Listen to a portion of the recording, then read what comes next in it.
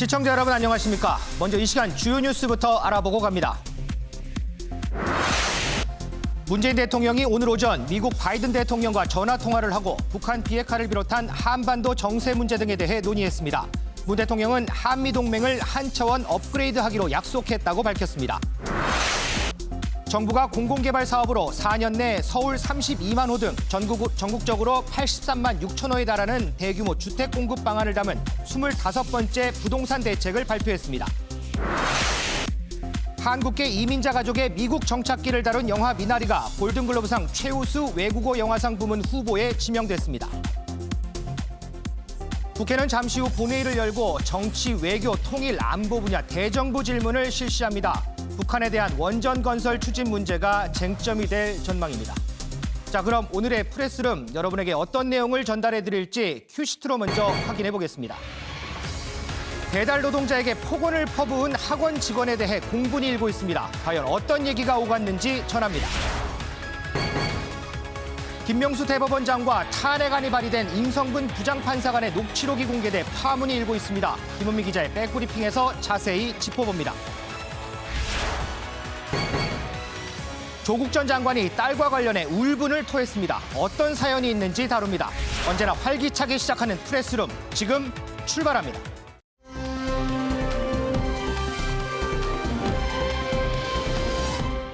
자, 오늘 첫 순서 코로나19 관련 얘기부터 해보겠습니다. 어제 코로나19 신규 확진자는 451명, 여전히 산발적으로 감염이 확산하고 있습니다.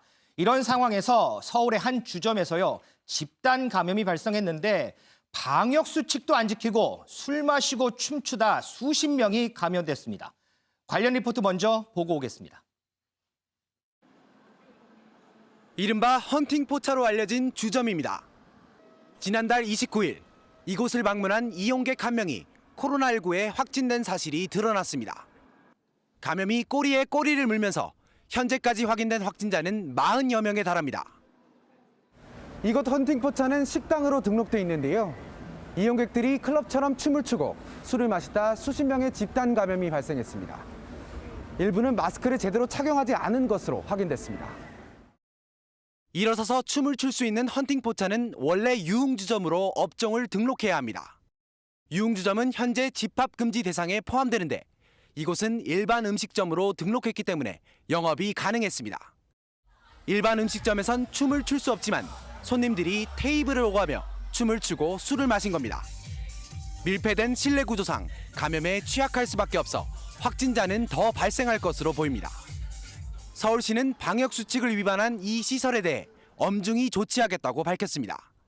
업소 내에서 발생한 확진자에 대한 치료 비용 및 방역 비용 등 모든 비용 일체를 청구할 예정입니다.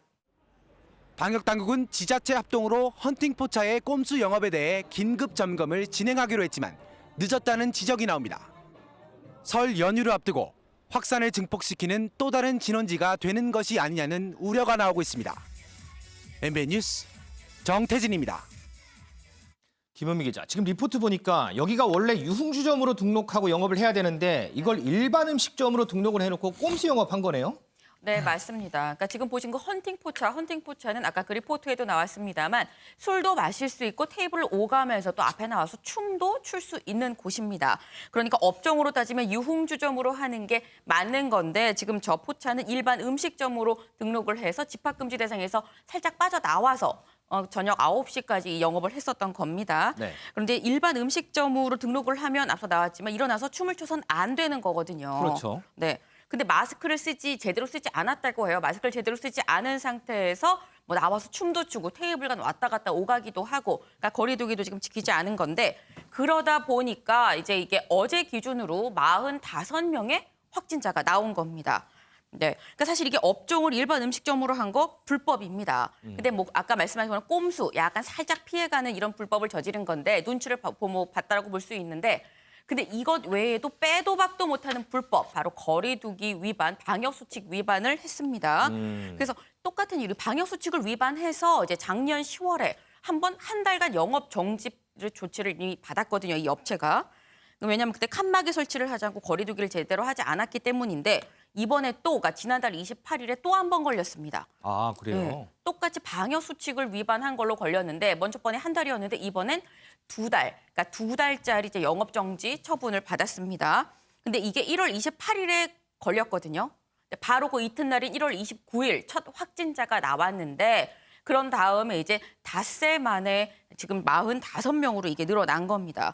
서울시는 일단 이 해당 업체에 대해서 방역 비용 그리고 치료 비용 등등 다 이제 업체에 청구를 하겠다라고 밝혔는데 업체뿐만이 아니라 역학조사를 통해서 5인 이상은 집합 금지인데 이것을 어겼을 경우 이 포차를 이용한 사람한테도 일일이 과태료를 부과하겠다라고 밝혔습니다. 근데 문제는 이 포차에 갔던 사람들이 그 인근에 있는 최소 세 군데 이상의 다른 감성주점이나 포차도 방문을 한 것으로 지금 알려져서 이게 좀 더 확산되는 거 아니냐는 우려를 낳고 있습니다.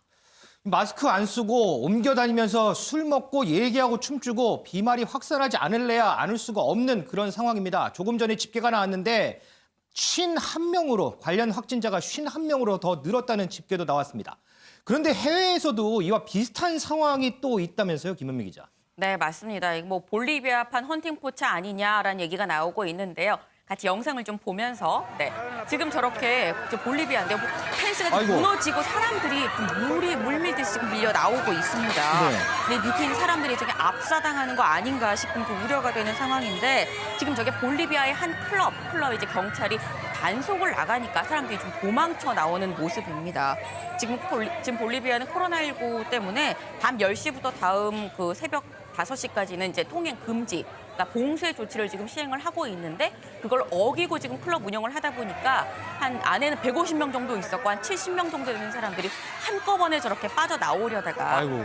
펜스가 아예 무너지는 지금 저런 상황이 됐는데요. 압사가 정말 우려되는 상황이긴 했지만 다행히 부상자나 뭐 사상자는 없었다라고 합니다. 우리나라나 해외나 상황이 마찬가지인 것 같습니다. 윤경 의원님, 이번 설에 이 코로나 확산 방지하려고 고향 못 가잖아요. 근데 이렇게 주점에서 확산이 되면 고향 가기 포기한 사람들 억울하지 않을까요? 예, 그런 것도 있고요. 그다음에 영업시간 완화에 대해 강력한 지금 건의하지 않습니까? 9시를 10시까지 좀 늦춰달라. 그래서 정세균 총리가 지난주에 회의를 주재하면서 일주일 더 보고 상황이 호전이 되면 긍정적으로 완화하겠다, 그렇죠. 해본다는 약간의 시그널을 보냈죠. 그렇죠. 그러나 이런 식으로 꼼수 영업을 하거나 아니면 뭐 영업장 형태를 바꿔가지고 하거나 아니면 문 닫아 걸고 아예 그냥 지하에서 하거나 뭐 그러다가 발각이 돼서 이렇게 확진자가 늘어나기 시작하면 결국 아까 나온 그런 건의 긍정적으로 검토하기는 참 어려운 거 아니겠어요? 그렇죠. 벌써 지금 이틀째 400명대 확진자가 유지되고 있는 상황에서는 과연 방역 당국에서 영업시간 완화에 대해서 찬성을 할까? 그러니까 결국 이 영업 제한을 지금 행정 규제 뭐 이런 걸로 하고요. 또 발각이 되면 과태료 물리고 영업 정지 조치 취하고 이런 타율적인 강제의 쳇바퀴가 돌고 있습니다. 심지어 비용을 물리는 구상권 청구까지 합니다. 그러나 함께 다 같이 노력하고 다 함께 합시다라는 공동체 정신이 없는 한은 이런 일탈은 계속해서 나올 수밖에 없겠죠. 지금은 남들 열심히 지키는데 나 혼자 안 지킨다고 해서 뭐가 문제가 생기겠느냐 이런 식의 생각 이게 결국 자칫 잘못하면 본물이 터지는 단초가 될 수 있다. 그런 점에서 스스로가 공동체 전체를 위해서 조금 양보하고 조금 참아주는 그런 자세가 좀 절실하다 이런 생각이 듭니다. 방금 잠깐 언급이 나왔지만 이번 주에 확산세를 좀 잡아야 방역 조치도 완화가 되고요. 자영업 하시는 분들도 숨통이 좀 트일 텐데 참 걱정입니다. 자, 이런 가운데요. 코로나 걸리면 천국 간다. 뭐가 무섭냐? 그러면서 현장 예배를 강행했던 광주의 한 대형교회 목사가 논란이 된 일이 있었습니다. 결국에 이 목사요. 확진 판정을 받고 지금 병원에서 치료를 받고 있습니다. 그런데 윤지영 기자. 네. 닷새 만에 병원에 입원했다고 해요. 그런데 확진자가 병원 가는 게 이렇게 오래 걸릴 일은 아니잖아요. 네, 그렇습니다. 이 관련 목사가 확진 판정을 받은 건 지난달 29일인데요. 입원을 한 건 어제입니다. 5일 만에 입원을 한 건데 네. 통상 확진 판정을 받으면 곧바로 이 감염병 전담 병원에 입원 조치를 해야 하거든요. 그런데 그렇죠. 굉장히 황당한 이유를 들어서 이걸 미뤄온 겁니다. 과거에 설교에서도 굉장히 말씀하신 것처럼 황당한 발언들을 쏟아내서 논란이 되기도 했었는데요. 먼저 당시 영상 보고 이어가겠습니다. 코로나 때문에 지금 광주시장 벌써 자리가 쭉쭉 비었어 지금. 아이고 내가 뭐 그 정도밖에 못했어. 성가대 안 오고 싶다고 해서 안 오면 지나면 더 안 나오더라고. 하라고. 그래서 이런 신앙 가지고 사자굴에도 들어가서 해야 되는데 뭐니 왜 천국 가야 되는데. 응? 코로나 걸리면 걸리죠. 좀 가버리지 뭐 그래요. 무엇이 무서워요. 정말 우리 신앙이 이래가지고 무슨 놈은 복 받아요. 목사님 코로나 안 걸릴 자신 있습니까? 아니 자신 없어. 걸릴 수도 있어. 예배드리다 건드렸잖아. 네, 이 격리 치료를 거부한 이유, 이걸 장로를 통해서 전달을 했는데 병원을 1인실로 보내달라. 또 본인이 코를 심하게 골고 기도를 하루 종일 해야 되는데 누군가 같이 있으면 힘들다. 또 자가 치료를 받겠다. 이렇게 황당한 주장들을 늘어놓은 겁니다. 1인실로 입원을 시켜달라? 네, 그렇습니다. 결국에는 방역당국이 어제 오전 11시에 이 박 목사에게 최후 통첩을 내렸습니다.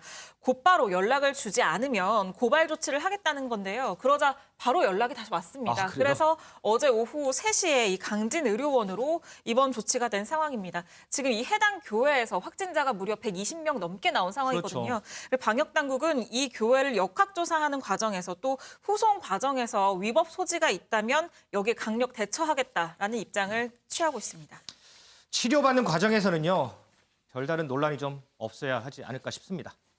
어제 저희가 이 시간에요. 이 백신 수송 작전에 문재인 대통령이 참관을 했다. 뭐 이런 얘기를 전해드렸는데 이동석 기자. 그런데 여기서 무슨 해프닝이 또 있었다면서요? 그렇습니다. 문재인 대통령이 참관했던 코로나 백신 모의 훈련에서 예상치 못한 일이 발생했습니다. 먼저 어떤 일이 발생했는지 영상을 통해 만나보시겠습니다.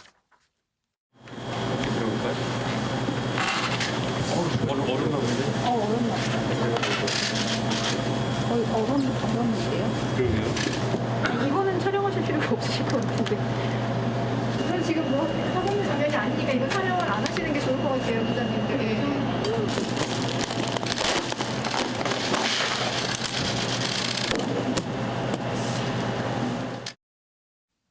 네, 바로 모의 백신 상자가 얼어붙어서 상자를 꺼내려 해도 이렇게 꺼내지 못한 상황이 발생한 건데요. 일단 당시 취재진도 현장에 있었던 터라 방역당국은 굉장히 긴장을 했을 것 같습니다. 급기야 방역당국은 이건 촬영이 힘들 것 같다며 취재진에게 나갈 것을 정중히 요청을 하기도 했는데요. 결국 취재진은 5분 후 재입장을 했고 방역당국은 문제를 해결했습니다. 이렇게 상자를 얼렸던 이유, 바로 화이자 백신은 영하 60도에서 90도까지 만들어 상자에 넣어서 이렇게 공급해야 하기 때문인데요. 방역당국은 온도는 유지되고 있었기 때문에 백신에는 문제가 없었다, 이런 입장을 내놨습니다. 또 모의 훈련에 쓴 이번 상자는 실제 사용하는 상자와 다르다, 그렇게 입장을 밝혔는데요. 혹여나 실제 백신 유통 과정에서 이런 일이 발생했으면 어떨까 하는 끔찍한 생각이 드는데요. 이번 기회를 통해서 차질 없는 백신 공급이 이루어졌기를 바라봅니다. 그런데 왜 저 상황에서 기자들 보고 나가라고 그랬을까요? 좋은 것만 보여주려고 그랬던 건가요? 어쨌든 이 모의고사에서 문제점이 발견됐으니까요. 앞으로 남은 기간 공부 열심히 해서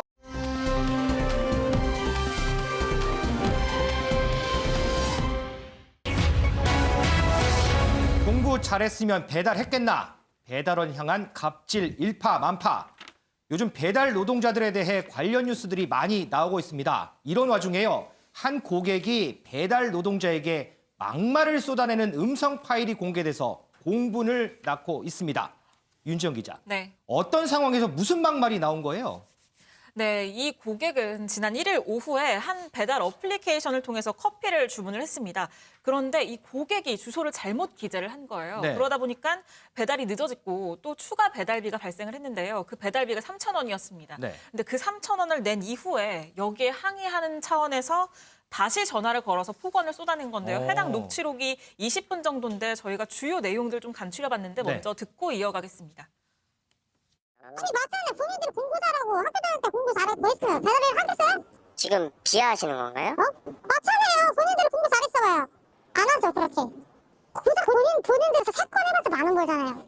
나는 그냥 가만히 있으면 10,000원이 나오고 20,000원이 나오고 30,000원이 나와요. 오히려 고생한 건 기사들이 고생했는데 왜 그쪽이 지금 그러시는 건지 무슨 기사들이 뭘 모르겠네. 고생해요. 그냥 오토바이 타고 부릉부릉 하면서 놀면서 물리나면서 음악 들으면서 다니잖아요. 가정 있고 이거 본업으로 하시는 분들도 많아요. 돈이 없으니까 하겠죠. 돈만은 하겠어요? 네, 거짓 같아서요.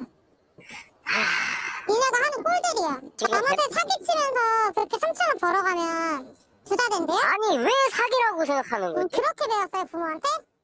애초에 그러니까 주소를 내가 잘 돈을 안 적으셨으면 준다고 됐잖아요. 내가 돈을 안 준다고 그랬어요?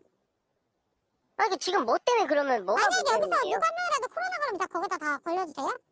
그 기사가 코로나로 걸려서 왔지 어떻게 알아요 내가? 제가 전화를 못 받은 거예요. 왜냐면 아이들 촬영 중에 전화를 받을 수는 없잖아요. 어쨌든 본인이 실수하신 거잖아요. 바빠서 전화도 못 받으신 거고 얘기를 하세요. 바쁘니까 당연히 시켰겠죠 커피를. 근데 그럼 기사는 8분 동안 발만 동동 구르고 있던 거예요. 그러니까 말하지 저한테 그럼 문자를 하셔야 되는 거 아니에요? 적어도. 아니 본인이 주소 잘못 적었다면서요. 네, 그렇습니다. 이 학원 종사자로 알려졌는데 이 배달원은 처음에는 잘못된 주소로 도착을 했어요. 그런데 전화를 했지만 통화 연결이 되지 않은 겁니다. 그래서 10분이나 지나서 통화 연결이 됐고 이후에 이 해당 학원으로 배달이 진행이 됐는데요. 이 배달원은 해당 직원에게 추가 배달비 3,000원을 요구했습니다. 시간이 더 걸렸으니까 당연한 거겠죠. 그런데 아이들을 가르치고 있어서 바쁘니까 내려가서 기다리라고 합니다. 그래서 1층 학원 밖에서 8분 정도 기다렸는데요. 그런데 이후에 다른 이 배달 주문을 배정을 받았고 그래서 시간이 촉박하다 보니까 학원으로 다시 올라가서 계산을 먼저 해달라 이렇게 요청을 했습니다. 네. 그러자 이 여성이 굉장히 짜증 섞인 말투 여러 가지 핑계를 대다가 결국에는 결제를 했거든요. 그리고 나서 화를 이기지 못했는지 이 배달 대행업체에 전화를 해서 저렇게 차마 입에 올리기 힘든 폭언을 쏟아낸 겁니다. 이 배달 대행업체는 지난 2일에 한 온라인 커뮤니티에 해당 녹취 파일을 공개를 했습니다. 어제 우리 배달 기사 중에 한 명이 굉장히 황당한 일을 겪었다. 여기에 글을 올려서 어떻게 하면 좋을지 의견을 묻고 싶다라면서 글을 올렸는데요. 이 녹취 파일 20여 분 정도 되는 이 녹취 파일이 확산하면서 이 네티즌들 사이에서 공분이 확산하고 있습니다. 아니 녹취록을 들어보니까요. 본인은 가만히 있어도 10,000원, 20,000원, 30,000원 계속 그냥 가만히 있어도 난 들어온다 이런 얘기를 하던데 네. 도대체 무슨 일을 하는 사람이길래 가만히 있어도 돈이 이렇게 들어오는 사람인 거예요? 네, 이 여성은 자신은 일주일에 버는 수입이 1,000만 원이다 라면서 배달 노동자를 무시하는 발언도 쏟아냈고 또 이 녹취록 중에 아이들을 수업 중이다라는 언급이 있거든요. 그래서 이 해당 학원의 강사로 알려졌었는데 알고 보니까 셔틀버스 도우미였습니다. 아 강사 아니고 셔틀버스 도우미다. 네, 해당 학원 측은 한 달 정도 이 셔틀버스 도우미로 근무를 했고 지난 1일 그러니까 저 사건이 있었던 저 당일날 마지막 근무를 한 이후에 2일날 퇴사를 했다라면서 이 퇴사를 하면서 이렇게 불미스러운 일이 발생해서 본사와 해당 가맹점 모두 유감스럽게 생각한다라고 밝혔습니다. 아니 일주일에 1,000만 원씩 버는 분이 3,000원 가지고 참 저런 폭언을 퍼부어야 되는지 아 참 이동석 기자. 그런데요 이 배달 노동자 이렇게 폭언 피해 당하면서도 오히려 학원 측을 걱정했다면서요. 네, 그렇습니다. 갑질 피해를 호소하는 배달원은요. 가해자의 처벌보다 학원의 피해가 가질 않길 바란다며 다른 걸 바라는 게 아니라 진심 어린 사과 한마디를 듣고 싶다고 전했습니다. 정말 대인배라는 말이 딱 어울리는 것 같은데요. 그러네요. 이에 대해 누리꾼들의 찬사도 이어졌습니다. 가해자까지 존중하는 모습이 대단하다며 나라면 이렇게 못했을 것이다. 이런 반응이 이어졌고요. 가해자가 피해자에게 직접 찾아가 사과하겠다는 뜻을 현재 전한 것으로 전해지고 있는데요. 가해자에 대한 보복보다 가해자를 걱정하며 용서를 택한 배달원을 향한 칭찬이 현재 이어지고 있습니다. 이번 사례뿐만 아니라요. 최근에 배달 기사들의 아파트 출입을 두고 복장을 제한하거나 이 화물용 승강기만 이용하라는 등의 갑질 제보가 잇따라서 들어오고 있다고 합니다. 노동자들의 얘기 직접 한번 들어보시죠. 안녕하세요. 저 지금 치러 왔거든요. 오토바이 키라든지 아니면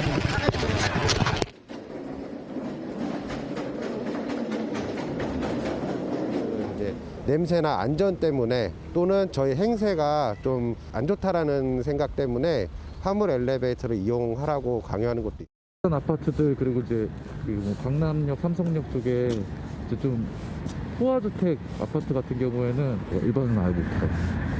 근데 웬만하면 그런 아파트들은 안 가려고 기피를 많이 하고요. 매번 이렇게 들어가요? 네, 매번 걸어 들어가야 됩니다. 일단은 밖에 주차장 입구에 이제 출입 금지라는 표지판도 있고요. 진입하려고 하더라도 이제 경비원실이 나와서 제재를 하죠. 마치 동물원의 원숭이처럼 홀딱 젖은 그 우비를 다 벗고 또 음식을 또 주워 들고 헬멧을 벗었을 때 정말 좀 수치심이 많이 느껴졌고.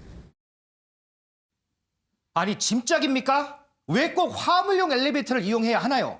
일부 아파트에서는요, 신분증도 맡기고 또 CCTV에 얼굴도 꼭 비춰야 한답니다. 오토바이 소리 시끄러우니까 단지 입구에 오토바이 세워놓고 걸어 들어가는 곳도 있다고 합니다. 물론 아파트에서도 반론은 있습니다. 이 보안 때문에 외부인들에게도 하는데 이걸 기사분들이 오해를 해서 갑질 이슈로 몰고 간다는 거죠. 소 의원님, 어떻게 보세요? 기본적으로는 어쨌든 이 사회적 편견이죠.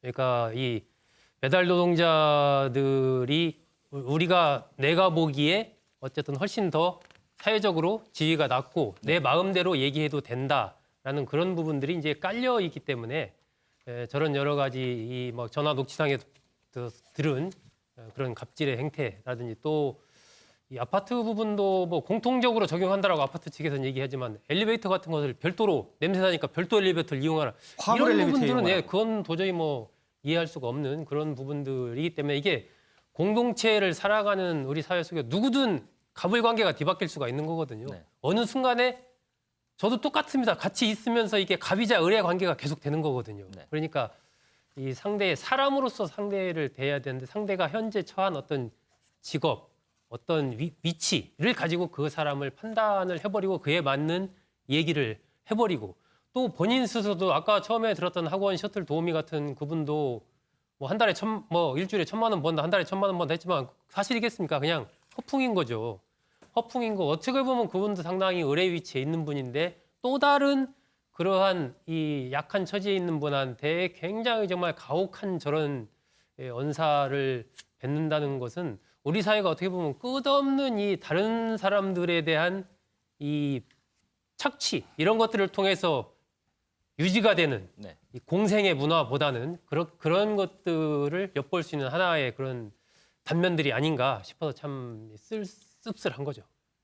이 직업에 귀천이 없다는 말이요. 어릴 때부터 들어왔습니다. 기본적인 예의, 서로를 존중하는 문화가 부족해진 요즘이 참 아쉬울 따름입니다.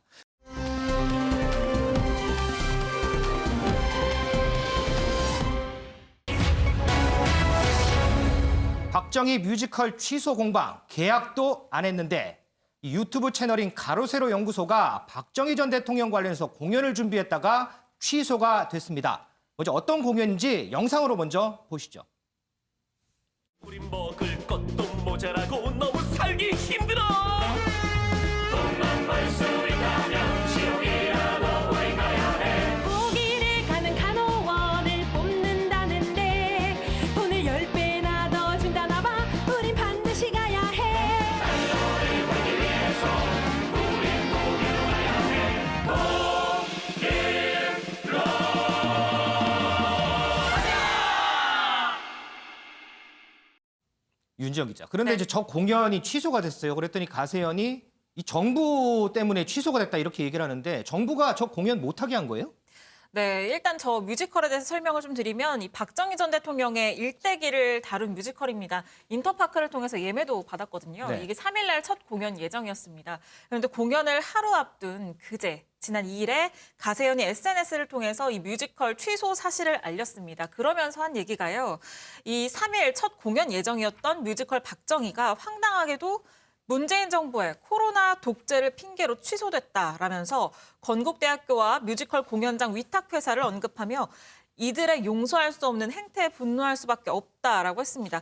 해당 공연은 환불 수수료 없이 인터파크에서 취소가 이뤄졌는데요. 실제로 예매 페이지를 보면 이 해당 공연이 코로나19 거리 두기 2.5단계 유지에 따라서 이 학교 측 의견으로 인해서 취소가 된 겁니다. 그러니까 이게 거리 두기 연장에 따른 것이지 뭐 어떤 이 뮤지컬의 특성으로 인한 어떤 특정 뮤지컬 찍어내기 이런 것은 아니라는 설명입니다.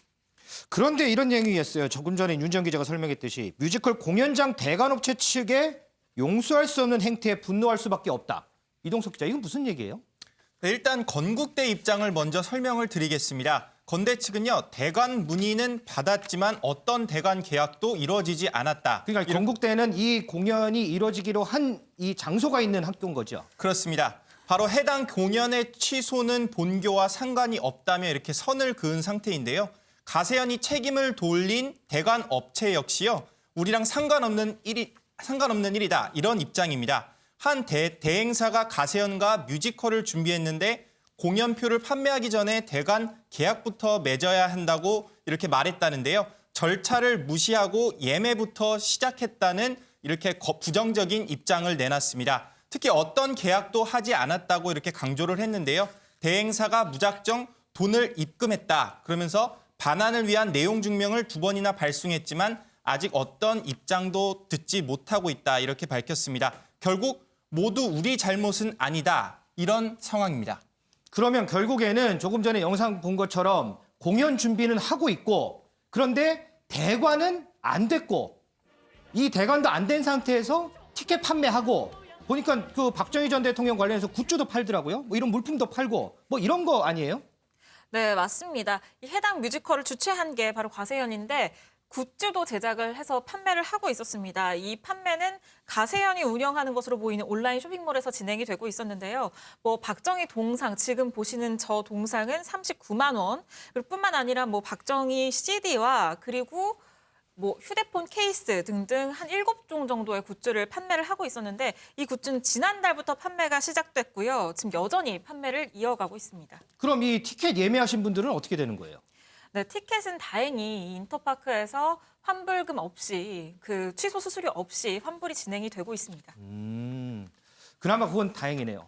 지금 저희가 전해드리는 건 가서연의 주장, 그리고 공연장 위탁업체 측의 주장을 저희가 전해드렸습니다. 오전에 이 업체 측에 연락을 해보려고 했는데 상당히 계속해서 통화 중이어서 연락을 해볼 수는 없었습니다. 윤 의원님, 이렇게 좀 주장은 엇갈리는 것 같아요. 그런데 지금 보면 코로나 상황 때문에 어느 공연장이나 지금 마찬가지 상황 아닌가요? 그렇죠. 지금 기자들의 리포트를 들어보면 사실 규명은 어느 정도 되는 것 같아요. 주최 측이 준비가 부족했던 점 때문에 아마 공연이 실제로 이루어지지 못한 걸로 그렇게 추정이 되지 않습니까? 네. 그러니까 대관을 하지 않고 과연 공연이 가능했을까? 근데 왜 이런 주장을 했을까? 이제 뒤집어 말하면 앞으로 할 공연에 대비한 일종의 노이즈 마케팅? 뭐 이럴 수도 있고요. 더 중요한 건 과거에 군사 독재 정부부터 보수 정부로 이어지는 과정에서 문화계에 횡행했던 이 블랙리스트, 반대 진영, 진보 진영에 있는 사람들이 뭐 무대에 서는 경우나 또는 뭐 영화나 방송에 출연하는 것에 대한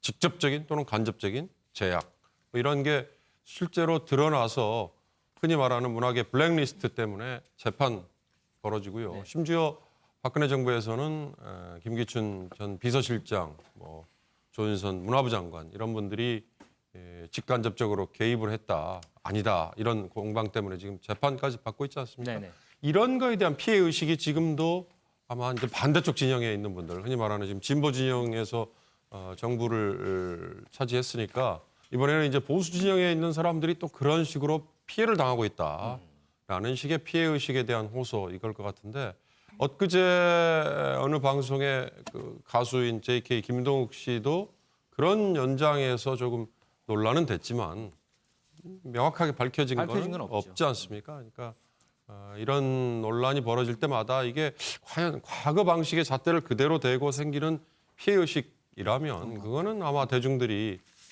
공감하기는 어려울 거고요. 네. 조금 더 객관적인 사실을 가지고 사실 그걸로 호소를 하고 항변을 하고 그게 전반적인 사회 수준으로 끌어올리는 길 아닐까 싶습니다.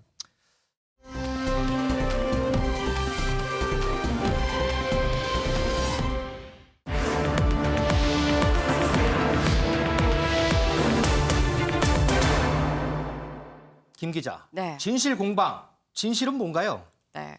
지금부터 그 진실에 대해서 한번 파헤쳐 보도록 하겠습니다. 네, 오늘 오전, 그러니까 탄핵안 표결이 지금 진행이 되고 있는데 탄핵안 표결을 한 5시간여 앞둔 오늘 오전 9시에 임 부장판사 측이 녹취를 하나 공개했습니다.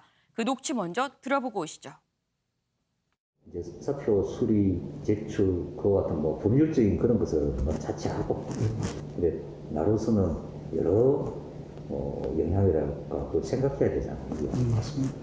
그 중에는 정치적인 상황도 살펴야 되고 정치적인 상황을 잘 보고 더 톡까놓고 이야기하면 지금 뭐 탄핵하자고 저래 나고 설치고 있는데 그거 내가 사표 수리했다고 하면 야, 국회에서 무슨 이야기 듣겠냐 말이야, 그지? 그러니까 그리고 게다가 무장 경우는 이제 무효 사실 얼마 안 남았고 또 1심에서 무죄를 받았잖아. 네, 지금 들어보셨는데 이런 얘기를 합니다. 정치적인 상황을 살펴야 된다. 그리고 탄핵하자고 하는데 사표를 내가 수리하자고 하면 뭐라고 얘기를 듣겠냐라고 김명수 대법원장이 그렇게 얘기를 합니다. 그러면 김명수 대법원장 입장은 이 임 부장판사가 탄핵이 당해야 된다 뭐 이런 얘기인 거예요? 그런데 그런 것 같진 않습니다. 임 부장판사 측이 공개한 녹취에 또 이런 얘기도 있는데요. 뭐라고 하는지 같이 한번 또 들어보고 오겠습니다. 탄핵이라는 게 그거 있습니다. 나도 현실성이 있다고 생각하거나 그 탄핵이 되어야 된다는 그런 생각은 갖고 있지 않은데 일단은 그래도 정치적인 그런 것은 또 상황은 또 다른 문제니까 왜 탄핵 이야기도 꺼내지도 못하게 왜냐면 참 수립은 탄핵 이야기 못하잖아요. 그런 비난을 받는 것은 정말 적절할까 생각이 들어서 한번. 네, 지금 들어보시면 나도 탄핵이 현실성이 있다고 생각하는 건 아니다. 그리고 나도 이 탄핵이 돼야 된다고 생각하는 건 아니다라고 얘기를 하고 있습니다. 다만 내가 사표를 수리하게 되면 정치권에서 이제 그러니까 김명수 대법원장에 대해서 비난을 할 거라 그게 좀 적절하지 않은 것 같다라고 얘기를 했습니다. 그런데 지금 이제 쭉 녹취록을 들어봤는데 전체적인 맥락이 보니까 김명수 대법원장이 정치권에 상당히 신경을 쓰는 눈치인데 우리나라는 이 삼권 분립이 확립이 돼 있는 나라잖아요. 네, 사법부가 정치권의 눈치 보면 안 되는 거 아니에요? 네, 맞습니다. 바로 그 부분이 이번 논란의 핵심입니다. 대법원장이 중립적이지 않다라는 지적인데요. 네. 또 그런데도 이렇게 볼 면도 있습니다. 저희 취재진한테 공개된 이 녹취 파일은 지금 보시는 것처럼 이렇게 3개로 짧게 잘라져 있었습니다. 네. 그런데 좀 이것도 좀 보니까 이상해요. 근데 이게 왜 이제 전체적으로 다 공개를 하지 않은 거예요? 네, 그래서 임 부장판사 측에 한번 연락을 해봤습니다. 왜 이거를 전체가 아니라 일부분만 잘라서 공개를 한 거냐라고 물어봤더니 이 변호인 측 얘기는 변호인들이 받기에도 임 부장판사가 이렇게 자른 상태로 자른 녹취 파일 상태로 전달을 했다라고 합니다. 그러면서 이제 임 부장판사는 이 공개된 녹취만으로도 이제 충분히 사실 해명이 충분하다라고 생각을 하고 있다. 그리고 다른 게 뭐가 더 필요한가라고 얘기를 했는데요. 그러면 전체 녹취 분량이 얼마나 되느냐라고 물어봤더니 그것까지는 정확히 모르겠지만 아마도 한번 만났으면 이제 20-30분 분량 정도는 되지 않겠느냐라고 얘기를 했습니다. 그럼 그렇게 본다면 이 녹취록을 듣고 김명수 대법원장 측에서 혹시나 반박을 한다면 또 다시 공격할 뭔가 카드를 남겨뒀다 이렇게 봐도 되는 건가요? 그 부분도 궁금해서 같이 한번 물어봤는데요. 일단 고려하지는 않고 있다. 그때 가서 생각을 해보겠다라고 그렇게 얘기를 했습니다. 그런데 대법원장이 반박하진 않을 걸로 생각한다라고 얘기를 하면서도 좀 여지를 남겨두는 모습입니다. 자, 이렇게 녹취까지 이제 공개가 됐습니다. 김명수 대법원장 측 입장이 있나요? 네, 그래서 오늘 아침에 이제 기자들이 김명수 대법원장의 출근길에 한번 따라 붙었는데요. 뭐라고 하는지 같이 들어보고 오겠습니다.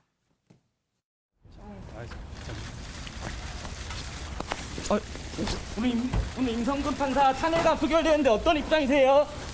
조금 전에 녹취 공개됐는데 탄핵 얘기하셨던데 해명하실 자리 없으세요?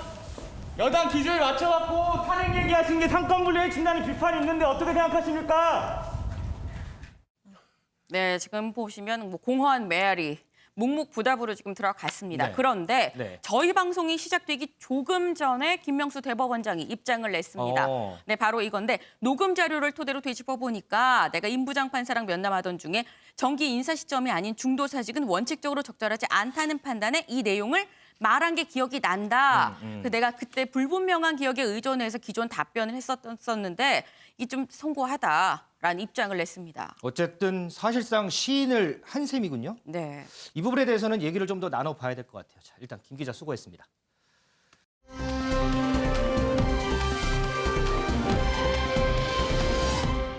이 박근혜 정부 당시에 재판에 개입한 혐의를 받고 있는 임성근 부장판사에 대한 탄핵안이 오늘 조금 전에 국회에서 표결에 들어갔습니다. 그런데요, 이 임 부장판사는 이미 지난해 5월에 사표를 제출한 걸로 알려졌습니다. 이를 두고 지금 김명수 대법원장이 탄핵 때문에 사표를 수리하지 않았다. 아니다. 그런 말 한 적 없다. 이렇게 대법원장과 부장판사 간 진실 공방이 벌어지고 있습니다. 이 문제 김은미 기자의 백브리핑에서 다뤄보도록 하겠습니다.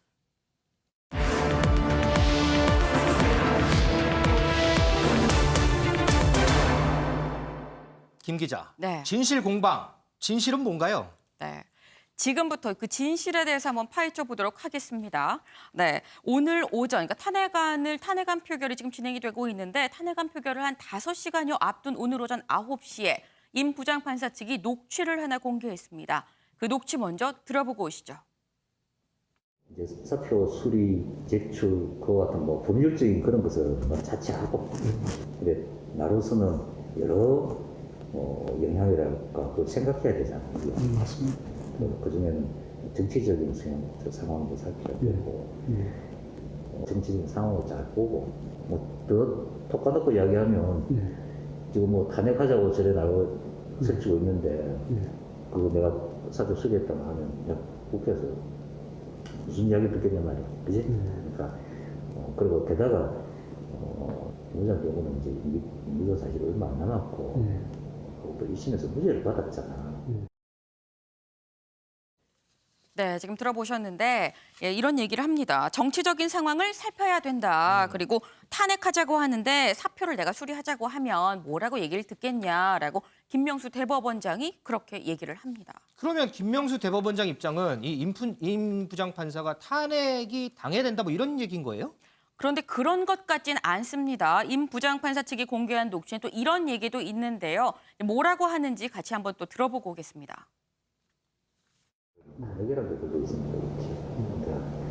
내가 나도 현실성이 있다고 생각하거나 그 탄핵이 되어야 된다는 그런 생각은 갖고 있지 않은데 일단은 그래도 정치적인 그런 것은 또 상황은 또 다른 문제니까 왜 탄핵 이야기도 꺼내지도 못하게 왜냐면 참 수립은 탄핵 이야기 못하잖아요. 그런 비난을 받는 것은 정말 적절하다는 생각이 들어서 그래서 한번.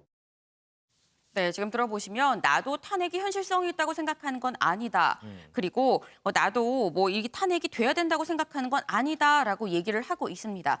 다만 내가 사표를 수리하게 되면 정치권에서 이제 그러니까 김명수 대법원장에 대해서 비난을 할 거라 그게 좀 적절하지 않은 것 같다라고 얘기를 했습니다. 그런데 지금 이제 쭉 녹취록을 들어봤는데 전체적인 맥락이 보니까 김명수 대법원장이 정치권에 상당히 신경을 쓰는 눈치인데 우리나라는 이 삼권 분립이 확립이 돼 있는 나라잖아요. 네, 사법부가 정치권의 눈치 보면 안 되는 거 아니에요? 네, 맞습니다. 바로 그 부분이 이번 논란의 핵심입니다. 대법원장이 중립적이지 않다라는 지적인데요. 네. 또 그런데도 이렇게 볼 면도 있습니다. 저희 취재진한테 공개된 이 녹취 파일은 지금 보시는 것처럼 이렇게 3개로 짧게 잘라져 있었습니다. 네. 그런데 좀 이것도 좀 보니까 이상해요. 근데 이게 왜 이제 전체적으로 다 공개를 하지 않은 거예요? 네, 그래서 임 부장판사 측에 한번 연락을 해봤습니다. 왜 이거를 전체가 아니라 일부분만 잘라서 공개를 한 거냐라고 물어봤더니 이 변호인 측 얘기는 변호인들이 받기에도 임 부장판사가 이렇게 자른 상태로 이 자른 녹취 파일 상태로 전달을 했다라고 합니다. 그러면서 이제 임 부장판사는 이 공개된 녹취만으로도 이제 충분히 사실 해명이 충분하다라고 생각을 하고 있다. 그리고 다른 게 뭐가 더 필요한가라고 얘기를 했는데요. 그러면 전체 녹취 분량이 얼마나 되느냐라고 물어봤더니 뭐 그것까지는 정확히 모르겠지만 아마도 한번 만났으면 이제 20-30분 분량 정도는 되지 않겠느냐라고 얘기를 했습니다. 그럼 그렇게 본다면 이 녹취록을 듣고 김명수 대법원장 측에서 혹시나 반박을 한다면 또 다시 공격할 뭔가 카드를 남겨뒀다 이렇게 봐도 되는 건가요? 그 부분도 궁금해서 같이 한번 물어봤는데요. 일단 고려하지는 않고 있다. 그때 가서 생각을 해보겠다라고 그렇게 얘기를 했습니다. 그런데 대법원장이 반박하진 않을 걸로 생각한다라고 얘기를 하면서도 좀 여지를 남겨두는 모습입니다. 자, 이렇게 녹취까지 이제 공개가 됐습니다. 김명수 대법원장 측 입장이 있나요? 네, 그래서 오늘 아침에 이제 기자들이 김명수 대법원장의 출근길에 한번 따라 붙었는데요. 뭐라고 하는지 같이 들어보고 오겠습니다.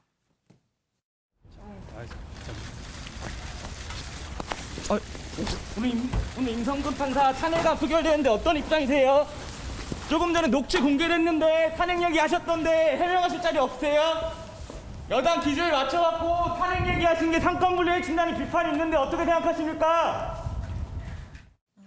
네, 지금 보시면 뭐 공허한 메아리, 묵묵부답으로 지금 들어갔습니다. 네. 그런데 네. 저희 방송이 시작되기 조금 전에 김명수 대법원장이 입장을 냈습니다. 네, 바로 이건데 녹음 자료를 토대로 되짚어 보니까 내가 임 부장 판사랑 면담하던 중에 정기 인사 시점이 아닌 중도사직은 원칙적으로 적절하지 않다는 판단에 이 내용을 말한 게 기억이 난다. 내가 그때 불분명한 기억에 의존해서 기존 답변을 했었는데 이게 좀 송구하다라는 입장을 냈습니다. 어쨌든 사실상 시인을 한 셈이군요. 네. 이 부분에 대해서는 얘기를 좀 더 나눠봐야 될 것 같아요. 자, 일단 김 기자 수고했습니다. 자, 소 의원님, 지금 이제 녹취록까지 다 들어보셨습니다. 그리고 김명수 대법원장이 이후에 그 부분에 시인했습니다. 하지만 애초에 거짓 해명 논란 이 부분이 상당히 좀 부각되지 않는 상황입니까? 그 부분은 뭐 피할 수가 없겠죠. 어쨌든 대법원에서는 그때 만나서 그냥 거치 문제 얘기만 했을 뿐이지 탄핵에 대해서 어떤 뭐 얘기를 한 적은 없다라고 입장을 밝혔었지 않습니까? 네. 그 입장 밝힌 부분에 대해서 이 녹취록에 나온 내용과 완전히 다른 부분들이기 때문에 그래서 아마 김명수 대법원장도 바로 입장을 내고 송구하다라고 밝힌 부분들이 그 부분에 대해서 기억에 착오가 있었다라고 하면서 일종의 이제 사과를 하면서 좀 파장을 줄여 보려고 하는 그런 측면에서 얘기를 한 것 아닌가 싶은데 이게 지난 1년 우리 국민들이 검찰 법무장관과 검찰총장의 갈등을 봤잖아요. 1년 내내 봤죠. 1년 내내 봤지 않습니까? 그것이 이제 조금 마무리되려고 하니까 이제는 이제 대법원장과 부장판사의 갈등으로 이게 불길이 옮겨 붙었단 말이에요. 네. 그래서 참 이게 이 지금 녹취록 자체의 어떤 뭐 진실 공방 그걸 떠나서 일단은 기본적으로 어쨌든 이 법원까지 이러한 정치의 소용돌이에 휘말려 들어간 이러한 상황이 초래되는 거 그것이 참 안타깝다 하는 생각이 좀 들고요. 일단 임뭐 부장판사는 녹취록에 나온 얘기니까 저건 그 당시에 어쨌든 본인은 사직하겠다라고 얘기를 한 거고 그렇죠. 행정처장한테도 얘기하고 대법원장 와서 만나서 얘기한 그 내용을 녹취를 한 건데 그러니까 참 대법원장과 부장판사가 만나는 장면을 녹취한다는 것도 일반 국민들 입장에서 상상하기 쉽지 않은 거죠. 그리고 나서 그 부분도 좀 어쨌든 씁쓸한 부분이고 또 김명수 대법원장이 이런 부분이 공개됐을 때 전혀 그런 적이 없다라고 대법원이 부인한 거. 하지만 결과적으로 그건 지금 거짓으로 드러난 거 아닙니까? 네. 이렇게 되니까 이게 어쨌든 임 부장판사에 대한 탄핵은 지금 뭐 여당에서 추진하니까 진행이 될 것이고 야당에서는 이제 김명수 대법원장 부분에 대해서 어쨌든 거치 결정을 하라라고 또 강력하게 압박하는 이런 상황이 돼서 그야말로 우리 사회의 어떤 이 사법의 핵심 중추인 법원마저도 이 정치의 소용돌이에 자꾸 이렇게 끌려 들어가게 되면 과연 이 국가적인 운영 부분에서 이게 잘 가고 있는 것인가에 대한 상당한 좀 여러 가지 걱정을 하지 않을 수가 없는 상황 같습니다. 윤 의원님, 조금 전에 언급됐던 그 부분이요. 이 면담 자리에서 부장판사가 대법원장과 면담하는 과정에서 녹음한 이 부분에 대해서 여권에서는 상당히 비판이 있거든요. 이 부분은 어떻게 보세요? 저도 정말 실망을 했습니다. 그러니까 서울중앙지법의 고법의 부장판사, 그것도 수석 부장판사잖아요. 다른 지금 아마 고법원장급일 거예요. 더군다나 사법연수원 17기이고 그런 분이 대법원장과 만나면서 과연 두 사람의 대화를 녹취를 할 생각을 왜 했을까? 저는 사실 임 부장판사의 탄핵에 대해서 그분이 2월 말에 임기 본인이 그만하겠다고 해서 그만둔다는데 탄핵이라는 게 어떤 의미가 있을까 처음에 그런 생각을 했는데요. 정말 이런 식으로 이 개인의 행태를 이렇게 이해타산을 따지고 그다음에 이 법원의 판결에서도 보면 직권남용은 아니지만 헌법 파괴 행위를 했다라는 정말 준엄한 질타가 있지 않습니까? 네. 전 그래서 이분의 처신이 참 옳지 않다라는 생각을 했는데 대법원장과 둘이 만나는 자리에 대화록을 이렇게 녹음을 했다, 녹취를 했다. 저는 이거 하나만으로도 임 부장판사에 대해서 정말 실망을 했어요. 아마 오늘 국회에서의 이 탄핵 표결이 당연히 뭐 민주당 쪽 의원들 공동 발의 벌써 161명이라고 하니까 상당수가 이미 확보가 돼 있지만 저는 이 녹취록을 깐 게 김명수 대법원장에게 공개한 게. 도덕적으로 뭔가 공격을 하는 것보다 본인에게 이게 부메랑이 될 것 같다는 생각이 더 많이 들어요. 아마 일반 국민들도 대법원장과 이 부장판사 간에 누가 더 옳다 그르다 이걸 떠나서 저 임 부장판사의 처신을 보고 정말 실망을 한 분들이 많을 것 같다. 저는 그런 생각이 들고요. 이 법관 탄핵 문제는 뭔가 하여튼 논리적으로 뭐 아니면 정치적으로 여러 가지 입장이 다른 건 사실입니다. 그러나 사법부가 스스로 생각할 때 정말로 이게 떳떳한 문제인지 떳떳한 일인지를 그 전에 사법농단에 관해서 생각해 보면 예를 들어서 제가 그 한 말씀만 드리고 싶어요. 지금 임 부장판사와 같은 처지로 기소가 된 다른 부장판사는 제가 뭐 실명을 얘기하는 그렇습니다만 예를 들어서 17기의 뭐 트로이카 중에 한 분이라는 이민걸 부장만 해도 재판 중에 내가 정말 오만했다라는 본인의 반성 분명히 보여줬거든요. 그러나 저 임 부장판사는 전혀 그런 거하고는 무관한 자세인 거고 더군다나 이번에 이렇게 물론 1년 전 작년 5월 1일이라고는 합니다만 과연 이 부장판사와 대법원장의 대화를 녹취할 생각까지 했다는 거에 대해서 저는 상당히 경악을 금할 수가 없습니다. 윤지영 기자, 그럼 이 부분은 어때요? 면담 자리에서 몰래 녹음을 했고 네. 또 이거를 공개했고 법적으로는 문제가 없어요? 네, 먼저 녹음을 한 부분, 이게 타인 간의 대화를 녹음하는 경우 이건 법적으로 금지하고 있습니다. 그건 불법인데요. 근데 대화 상대자에 대해서 녹음을 하는 거, 대화 당사자가 녹음을 하는 건 불법이 아닙니다. 네. 다만 기존의 발언과 합쳐져서 명예훼손의 성립 부분을 따져볼 수는 있을 것 같은데요. 이거에 대해서는 진실한 사실로서 공공의 이익에 관한 것으로 평가가 된다면 이 위법성이 없어서 무죄 판결을 받을 수 있고요. 지금 이 녹음이 공개가 된 상황이잖아요. 네, 이런 그렇죠. 경우에는 민사상 음성권 침해에 해당할 수 있거든요. 이 초상권 침해와 비슷한 논리인데 이 경우에도 뭐 정당한 목적이 있고 사회 상규나 통념에 비추어서 용인이 될 수 있다. 이렇게 평가가 된다면 위법성이 없어서 불법 행위는 아닌 것으로 볼 수 있습니다. 그렇군요. 이동석 기자, 그러면 이 사안에 대해서 지금 정치권에서도 공방이 상당할 것 같아요. 네, 정치권은 그야말로 발칵 뒤집혔습니다. 여야는 김명수 녹취록에 대한 공방을 오늘 오전에 이어갔는데요. 먼저 어떤 내용이 있었는지 영상 보고 오겠습니다. 김명수 대법원장이 다른 이유도 아닌 정치적 이유로 법관 퇴직을 막고 탄핵을 방조하고 있다는 점이다.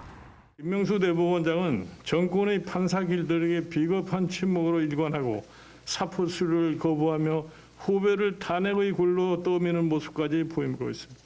김명수 대법원장은 오욕의 이름을 사법사에 남기지 말고 본인이 얼마나 부끄러운 일인지 되돌아보고 본인의 거취를 결정하기 바랍니다. 대통령이든 판사든 국민에 의해 국가 권력을 위임받은 국가기관이라면 예외가 될 수 없습니다. 오늘 민주당은 오늘 헌법을 위반한 임성근 판사에 대한 탄핵 표결로 헌법이 국회에 부여한 책임을 다하도록 하겠습니다. 국민의힘 의원들도 사법농단 판사에 대한 역사적인 탄핵안 가결에 동참하기를 희망합니다. 네, 국민의힘 비상대책위원장인 김종인 위원장은요. 비굴한 모습으로 연명하지 말고 본인 스스로 되돌아오길 바란다며 김명수 대법원장의 스스로 사퇴를 요청을 했습니다. 과거 법사위원장을 지낸 인물이죠. 권성동 국민의힘 의원은 정치적 행위로 사법부 독립을 훼손시켰다면서 탄핵안을 발의해도 상관없을 것이라고 전했는데요. 탄핵론을 전면에 내세운 겁니다. 반면 김태년 민주당 원내대표는요. 헌법을 위반한 임성근 판사에게 대한 탄핵 표결로 국회의 책임을 다할 것이라며 시선을 외부로 돌리기도 했습니다. 우상호 민주당 의원은 거취를 의논하러 간 자리에 대화 녹음을 하며 공개하는 수준의 부장판사라면 탄핵하는 것이 맞다고 생각한다 이렇게 전했는데요. 임성근 부장판사를 직접 겨냥하기도 했습니다. 소 의원님, 야권에서는 지금 김명수 대법원장의 거취 문제까지 거론하고 나섰습니다. 이 사안이 김명수 대법원장이 거취를 걸어야 할 문제인가요? 이 부분은 조금 커질 수밖에 없을 거예요. 어차피 지금 양쪽이 이제 4월 7일 보궐선거를 앞두고 계속 자신의 지지세를 결집해가는 과정이거든요. 그러니까 모든 부분이 이제 그와 관련돼서 진행되고 있다라고 봐야 되기 때문에 지금 임 부장판사에 대한 탄핵을 갑자기 정치권에서 급물살을 타면서 추진하고 있는 것도 결국은 그런 맥락이 막부에 숨어 있다라고 봐야 되거든요. 그렇다면 야권 입장에서는 오늘 공개된 녹취록에서 김명수 대법원장이 어쨌건 국회를 의식한 그런 언급을 했지 않습니까? 지금 만약에 탄핵 그걸 내가 사표 수리를 받아주면은 국회에서 무슨 얘기를 듣겠냐 뭐 이런 멘트들을 쭉 하면서 그 한 부분이 노출이 됐기 때문에 야권에서는 대법원장이 어떤 법원의 중립성 이런 측면에서 그 부분을 위배해서 너무 정치권의 눈치를 보면서 여권과 관련된 그런 이 탄핵을 의식해서 이렇게 한 것 아니냐라고 뭐 계속해서 그 부분을 공세를 펼치겠죠. 현실적으로 그것이 어떻게 현실화될 가능성은 그렇게 크지는 않을 것 같습니다. 그렇다고 해서 뭐 김명수 대법원장이 탄핵이 된다고 이럴 가능성은 없지 않습니까? 그런데 어쨌든 이런 상황이기 때문에 계속 그것을 이슈화하려고 야권에서는 불지피기를 계속하겠죠. 조금 전에 들으셨지만 윤경호 의원님, 여권에서는 어쨌든 임 부장판사의 이 행동에 대해서 비판을 하고 있고 야권에서는 김명수 대법원장을 겨냥하고 있습니다. 더불어서 야권에서는 김명수 대법원장에 대한 탄핵안을 발의해야 된다 이런 얘기가 나오는데 어떻게 보세요? 윤 위원님은 이 부분이 김명수 대법원장의 거취 문제까지 거론이 돼야 할 문제입니다. 글쎄 정치적인 공세는 가능하겠죠. 그러나 이게 탄핵 사유가 될 수 있을까? 그런 점에서 아마 발의도 만만치는 않을 것 같고요. 단순히 지금 김명수 대법원장이 사법부의 독립 오히려 훼손했다. 국회 너무 눈치를 봤다. 뭐 이런 거인데 그거는 아마 정치적인 공세가 양쪽이 확연히 입장이 갈릴 것 같아요. 지금 이미 조영 원내대표의 표현이나 아니면 권성동 전 법사위원장의 얘기와 김태년 이쪽 원내대표의 얘기가 그게 확연히 반영이 되고 있지 않습니까? 그렇죠. 김명수 대법원장에 대해서 이게 탄핵 공세 이거는 제가 거기까지 가는 건 무리일 것 같고요. 다만 김명수 대법원장이 이 처음에는 난 사실이 아니라 그랬다가 나중에 보니까 기억이 불분명하다. 이 궁지에 몰린 건 뭐 어쩔 수 없는 거고요. 정치적으로 굉장히 궁지에 몰려 있는 상황에서 당분간 좀 시달리는 건 어쩔 수 없을 것 같고요. 방금 소 의원이 표현하셨지만 이게 4월 7일 서울시장 보궐선거 때까지 아마 계속 거리로 작용은 하지 않을까 싶습니다. 윤지영 기자, 그러면 이 부분은 어때요? 뭐 법 쪽이라든지 시민단체 쪽이라든지 반응은 좀 어때요?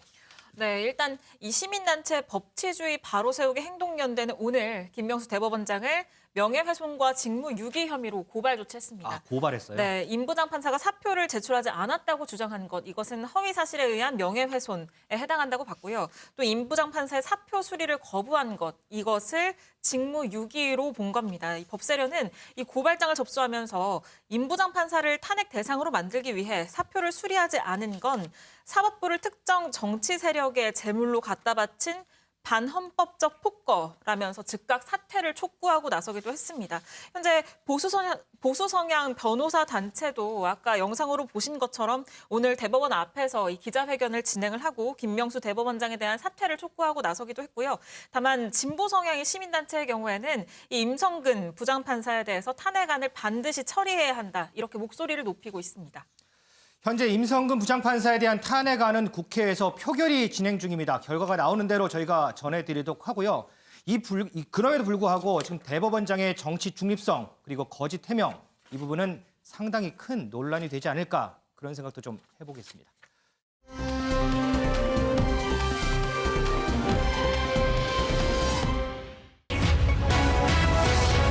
조국 전 장관의 호소, 딸 관련 보도, 스토킹 가까워.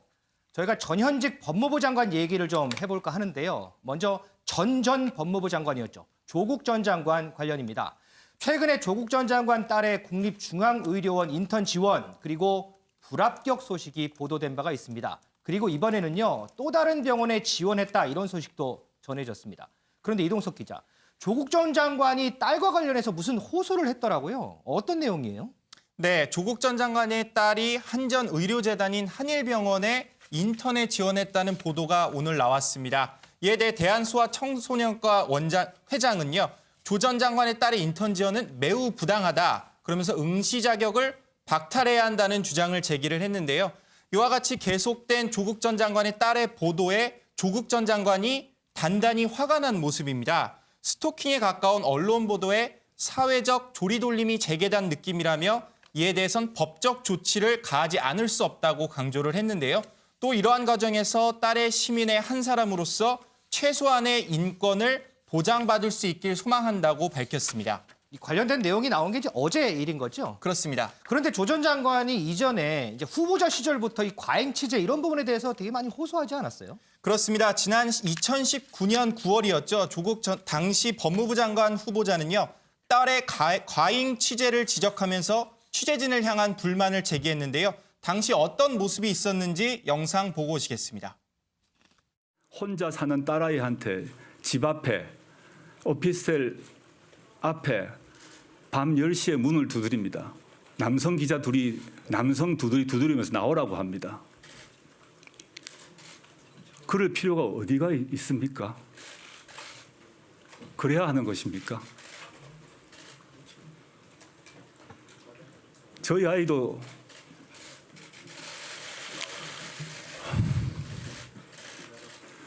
근데 딸아이 혼자 사는 집 앞에 야밤에는 가주지 말아 주십시오. 저희 아이가 벌벌 떨면서 안에 있습니다.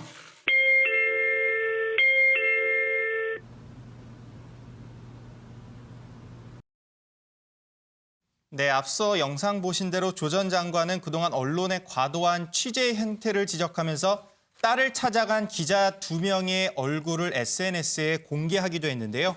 해당 영상에는 2명의 남성이 초인종을 누르는 모습이 담겼고요. 기자로 밝혀지면서 굉장히 논란이 된 바 있습니다.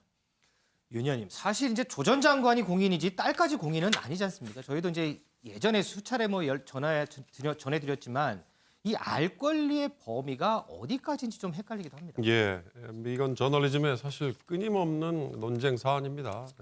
국민의 알 권리를 충족시켜주는 게 맞느냐, 아니면 공인과 그 주변 사람들의 프라이버시원 또 초상권 이런 것들을 보호해주는 게 맞느냐. 제가 이 조 전 장관의 딸 관련해서 논란이 워낙 많죠. 그렇죠. 그다음에 정유라 씨와의 또 비교도 하고 있죠. 네. 그러나 엄밀히 말하면 법적으로 지금 대법원까지 확정 판결이 나서 부산의전원 입학 자체가 무효가 된다면 모르지만 그렇지 않다면 지금 상황에서는 과한 측면이 분명히 있는 것 같아요. 제가 딱 하나만 사례를 비교해서 말씀드리겠습니다.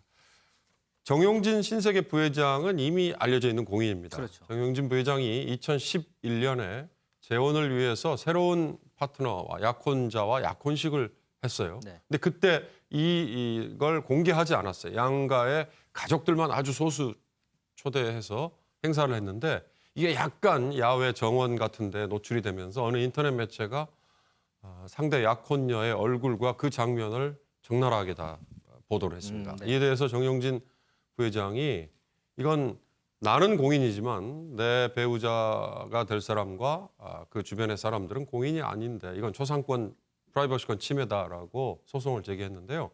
2년간의 법정 공방 그때 2013년 6월에 대법원이 그렇게 결론을 냈습니다. 정용진 부회장은 공인이지만 그 배우자가 될 사람과 주변에 있는 사람들은 공인의 범주에 들어가지 않는다. 그에 대해서 본인의 동의 없이 이렇게 보도를 하고 사진을 게재한 것은 프라이버시권과 초상권 침해다라고 교통정리를 했거든요. 전 그 대법원의 판례가 이 조국 전 장관의 딸에게도 적용이 될 수 있다. 아직은 조국 장관과 정경심 씨는 이미 사법 제재를 받았으니까 네. 공인의 반열에 포함된다 할 수 있지만 그 딸까지도 과연 그렇게 포함된다고 이렇게 할 수 있을까? 전 그 점에 대해서는 우리 사회 모두 그다음에 언론도 조금 신중할 필요가 있다 이렇게 생각합니다. 공인과 일반인, 알 권리의 범위는 어디까지인가?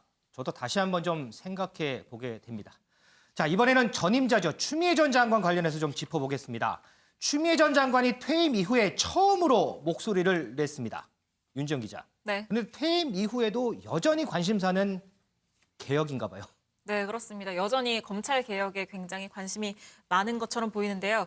퇴임 일주일 만입니다. 어제 SNS를 올렸는데 이 SNS를 통해서 검찰 개혁은 계속돼야 한다. 검찰 개혁이 곧 정의이며 공정이자 가장 중요한 민생이기 때문이다라고 밝혔습니다. 그러면서 본인이 재임 시절에 구상한 검찰 개혁의 방법론을 담은 논문도 함께 게재를 했는데요. 네. 이 논문이 A4 용지 42장 정도 분량인데 이임식이 지난달 27일에 있었잖아요. 이임식 하루 전날에 이 논문을 발표해서 여기에는 발제자 명으로는 법무부 장관 추미애라고 적혀 있습니다. 여기에서 강조하고 있는 세 가지 방법론, 수사와 기소의 분리, 상명하복의 군대식 문화개혁, 인권 중심으로의 대전환, 이렇게 세 가지인데요. 결국에는 이 본인이 사실상 불명예 퇴진이라는 평가를 받는 상황에서 이 스스로 검찰 개혁의 마중물 역할을 했다라는 이 성과를 부각시키려는 것 아닌가라고 보이기도 하고요. 또 후임 박범계 장관의 임기가 지금 이번 주부터 본격적으로 시작됐다고 볼 수 있을 것 같은데 그렇죠. 네, 후임 장관에 대한 어떤 당부를 이런 방식으로 전한 것 아닌가 싶기도 합니다. 자, 이번에는 현직 법무부 장관 관련입니다. 최근 법조계의 관심은 박범계 장관의 인사에 쏠려 있습니다. 이에 대해서 그제죠. 박 장관과 윤석열 총장이 만나서 인사 관련 의견을 주고받은 걸로 알려져 있습니다. 윤정 기자. 네. 그런데 두 사람 이견이 좀 있다는 얘기가 들려요? 네, 그렇습니다.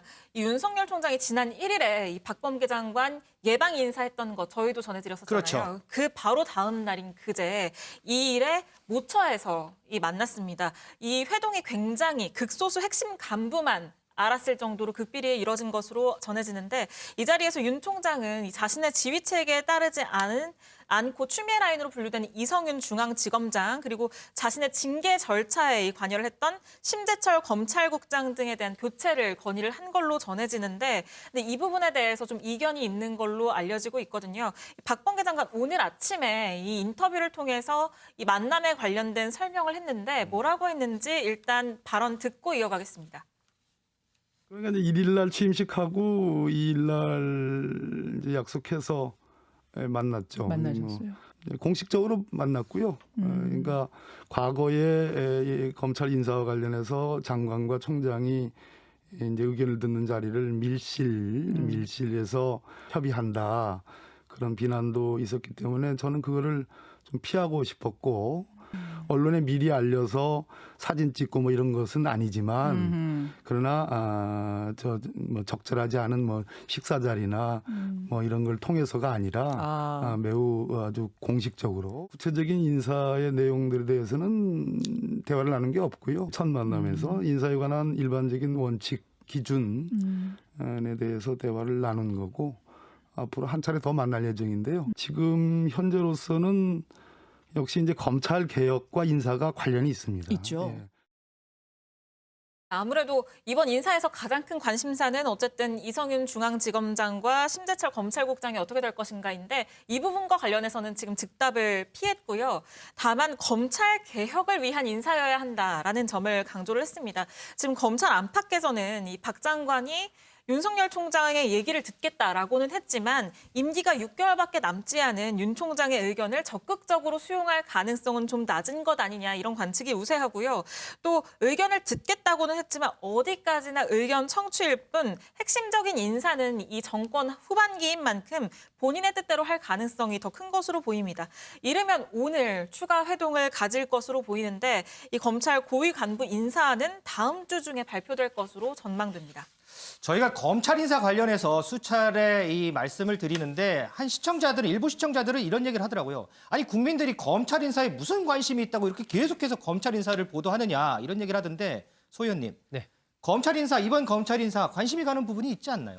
전에 김영삼 전 대통령이 이야기한 적 있죠. 인사는 만사다. 그러니까 인사라는 것이 이제 강력한 메시지이고 결국은 모든 일 자체를 사람을 통해서 하니까 어떤 사람이 어떤 자리를 맡느냐 하는 것은 향후의 그 조직의 방향이라든지 또 그 사람이 지향하는 바 등에 따라서 인사로 그걸 다 읽을 수가 있는 거죠. 그러니까 전임 추미애 장관과 윤석열 총장 간의 그 1년 넘게 이어진 그 긴 갈등 이어서 박범계 장관이 등장을 했지 않습니까? 그렇죠. 그렇다면은 이번 인사가 어떻게 되느냐가 박범계 장관과 윤석열 총장의 향후 관계가 어떻게 돼가겠다라고 추측할 수가 있는 것이고 여권에서 추진하는 검찰 개혁의 흐름이 앞으로 그럼 이렇게 가겠구나. 이렇게 이제 그걸 사전에 판단할 수 있는 잣대가 그 바로미터가 인사인 것이죠. 결국 윤석열 총장으로서는 어쨌든 검찰주의자라고까지 불리는 본인 스스로가 엄정한 검사로서의 모습을 가져가려고 할 것이고 반대로 박범계 장관은 그동안에 추미애 전 장관이 쭉 추진했던 이른바 그 검찰개혁의 흐름을 어느 정도 또 같이 가져가려고 할 거. 이게 약간의 부딪히는 부분이 있거든요. 네. 그것을 어떻게 양쪽이 잘 이 소통과 대화를 통해서 만들어낼 수 있는가가 관건인 것이고 그 핵심은 역시 이성윤 서울중앙지검장의 거치 문제가 가장 그 핵심적인 부분이라고 봐야 되겠죠. 이 박범계 장관의 첫 인사 과연 어떤 결과로 기결될지 관심입니다. 지금 국회 관련 속보가 들어와 있는데요. 지금 국회에서는 임성근 부장판사에 대한 탄핵 소추안에 대해서 무기명 투표가 시작이 됐습니다. 지금 화면 보시는 것처럼 국회의원들이 기표소로 들어가서 무기명 투표를 진행을 하고 있습니다. 국회에서 만약에 탄핵안이 통과가 되더라도 바로 탄핵되는 건 아닙니다. 이 문제가 헌법재판소로 넘어가게 되고요. 헌재에서 최종적으로 탄핵 절차를 가리게 됩니다. 현재 국회에서는 임성근 부장판사에 대한 탄핵 소추안에 대한 무기명 투표가 시작이 됐습니다.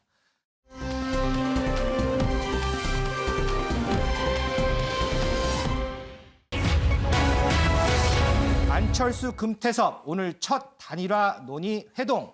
자, 국민의당 안철수 대표가 금태섭 전 의원이 제언한 제3지대 후보 단일화를 받았습니다. 윤정 기자. 그럼 단일화는 이제 이루어지는 거예요? 과정이 어떻게 되는 거예요? 네, 그 부분에 대해서 바로 오늘 오후 5시에 국회에서 안철수 대표와 금태섭 전 의원이 만나서 정할 예정입니다. 그거 논의하려고 이제 만나는 거예요? 네, 어제 안철수 대표가 범야권 후보들 간의 1차 단일화를 제안을 했잖아요. 그런데 이걸 금태섭 전 의원이 수락을 하면서 오늘 회동이 이뤄지게 됐는데요. 양측은 국민의힘 밖에서 먼저 1대1로 경선을 치르고 이후에 국민의힘 후보가 나오면 최종 단일화를 시도하는 계단식 경선 방식에 합의를 한 상황입니다. 오늘 회동에서는요, 향후의 경선을 위한 토론 횟수나 방식, 또 여론조사를 어떻게 진행할지 이런 것들을 두고 큰 틀에서 논의를 진행할 것으로 보입니다. 자, 이 두 사람의 단일화 합의로 인해서 이 두 사람 안철수 대표, 금태섭 전 의원 과거 인연이 상당히 다시금 부각이 되고 있습니다. 김은미 기자. 네. 금 전 의원 하면 과거에 안철수의 남자로 불리지 않았어요? 네, 맞습니다. 사실 안철수 대표, 금태섭 전 의원 사실 이 두 사람의 인연을 얘기를 하면 10년 전으로 거슬러 올라갑니다. 10년 전에 그러니까 안철수 당시 서울대 융합과학기술대학원장이 무소속으로 대선 출마를 선언했었습니다. 그때 이제 최측근이라고 불릴 수 있는 상황실장, 캠프의 상황실장에 이 금태섭 전 의원 당시의 변호사, 금태섭 변호사를 임명을 하는데 그 이후에 이제 사실 보면은 그 문재인 당시 민주통합당 대선 후보랑 같이 단일화를 통해서 이제 중간에 안철수 대표는 이제 드랍을 하게 되잖아요. 네. 그 이후에 이제 신당 창당을 합니다. 새정치연합 신당 창당을 하는데 여기서 또 추진위 대변인이 금태섭 전 의원입니다. 지금 그 사진을 보시면은 상당히 좀 핑크핑크한 그런 분위기인데 이 분위기는 여기까지인 거고 그 이후에 이제 국회의원 재보궐 선거가 있었습니다. 2014년 국회의원 재보궐 선거가 있었는데 여기에 금태섭 전 의원이 나 출마하겠습니다라고 이제 지원을 하는데 여기에서 금태섭 전 의원이 아니라 다른 사람이 공천을 받게 됩니다. 그러니까 왜 안 최측근인데 왜 딴 사람을 줘?라고 할 수 있는데 아까 신당 창당한다고 말씀드렸잖아요. 근데 이제 다른 당이랑 합당을 하면서 이제 안이 두 세력이 있다 보니까 안철수 전 대표가 아니라 이제 다른 쪽의 세력의 사람이 최종 공천을 받게 되는 이제 그때부터 밀월은 끝나고 지금처럼 저격을 하는 사이가 됩니다. 소 의원님 짧게요. 네. 소 의원님 이제 취재 시절에 이 금태섭 전 의원하고 안철수 대표 인연 잘 알고 계시죠? 그때는 분위기 좋았죠. 예, 분위기 2012년 6월 15일인가 아마 그때쯤 될 텐데 서대문 아까 사진 잠깐 나왔던 네네네. 그때 분위기 저게 이제 SNS에 올라오면서 이제 금태섭 변호사가 안철수 위원장과 같이 하는구나. 이런 관측이 쫙 퍼졌고 그리고 나서 9월 9일 날 안철수 원장이 이제 서울 대선 출마 선언하지 않습니까? 그때까지는 분위기 좋았는데 어쨌든 아까 이 보궐선거를 계기로 헤어지게 됐고 지금은 중도 색깔이 비슷하다 보니까 제3지대에서 서로 경쟁할 수밖에 없는 그런 상황이 된 거죠. 알겠습니다.